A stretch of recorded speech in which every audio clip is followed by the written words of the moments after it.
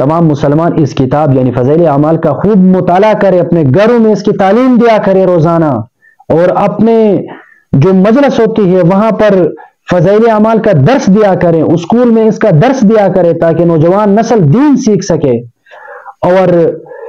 دوسری بات یہ ہے کہ تبلیغی جماعت کی وجہ سے، فضائل اعمال کی وجہ سے بہت سے قاتل،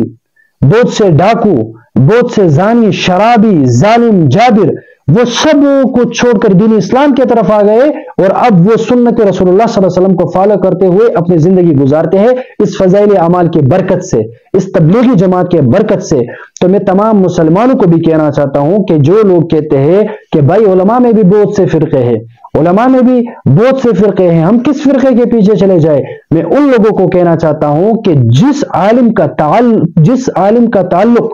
تبلیغی جماعت کے ساتھ نہ ہو وہ عالم حق پرست نہیں ہوتا۔